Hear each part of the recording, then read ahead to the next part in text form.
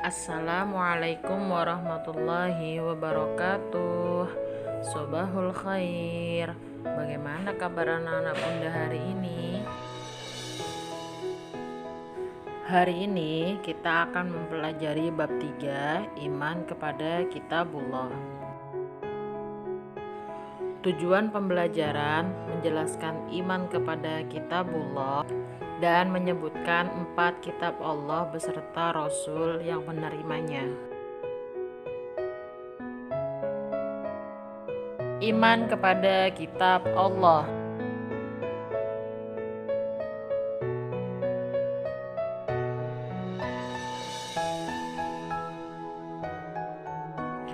Iman kepada kitab-kitab Allah, yakni percaya bahwa Allah telah menurunkan kitab-kitabnya kepada Nabi dan Rasul agar kitab tersebut dijadikan sebagai pedoman hidup untuk meraih kehidupan yang sejahtera di dunia dan di akhirat.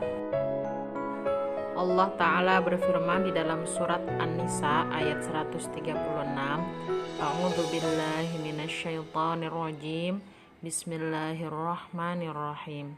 Ya ayyuhalladzina aminu billahi wa rasulihi wal kitabil ladzi nazzala ala rasulihi wal kitabil ladzi anzala min qabl. Wa may yakfur billahi wa malaikatihi wa kutubihi wa rusulihi wal yaumil akhir faqad dhalla dhalalan ba'ida. Wahai orang-orang yang beriman, tetaplah beriman kepada Allah dan Rasul-Nya dan kepada kitab yang Allah turunkan kepada Rasul-Nya serta kitab yang Allah turunkan sebelumnya. Barang siapa yang kafir kepada Allah, malaikat, kitab dan Rasul-Rasul-Nya serta hari kemudian, maka sesungguhnya orang itu telah sesat sejauh-jauhnya. Nama-nama kitab Allah yang pertama yaitu kitab Taurat. Kitab Taurat diturunkan kepada Nabi Musa alaihi salam. Taurat sendiri berbahasa Ibrani. Arti Taurat adalah syariah atau perintah. Isi dari kitab Taurat yakni keyakinan untuk menyembah Allah dan larangan menyembah berhala, menerangkan tentang kedatangan Nabi Muhammad SAW. Yang kedua, kitab Zabur diturunkan kepada Nabi Daud alaihi salam. Zabur berbahasa Kipti. Arti dari sabur adalah tulisan. Kitab Zabur berisi beberapa zikir, pengajaran dan hikmah. Merupakan petunjuk dan wahyu dari Allah kepada umat Bani Israel. Yang ketiga, kitab Injil. Injil diturunkan kepada Nabi Isa alaihi salam. Injil diturunkan dalam bahasa Yunani. Arti dari Injil adalah kabar gembira atau al-bisyarah. Injil berisi tentang ajaran yang membenarkan ajaran-ajaran yang terdapat pada kitab sebelumnya, yaitu Taurat dan Zabur. Kitab Injil menjadi pedoman bagi kaum Nasrani. Sekarang kita masuk pada kitab yang keempat, yaitu kitab suci Al-Quran. Kitab suci Al-Quran diturunkan kepada Nabi Muhammad SAW. Al-Quran diturunkan dalam bahasa Arab. Arti dari Al-Quran sendiri adalah bacaan.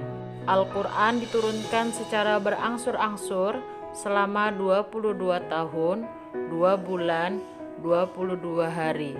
Terdapat di dalam surat Al-Baqarah. Isi dari kitab Al-Quran mengajarkan tentang akidah dan keimanan, penciptaan alam semesta dan manusia, dan mengatur hubungan antara manusia dan hubungannya dengan Allah, dan masih banyak lagi. Nama lain dari Al-Quran diantaranya Al-Furqan, At-Tanzil, Al-Zikru, Alkitab, dan Al-Quran sendiri.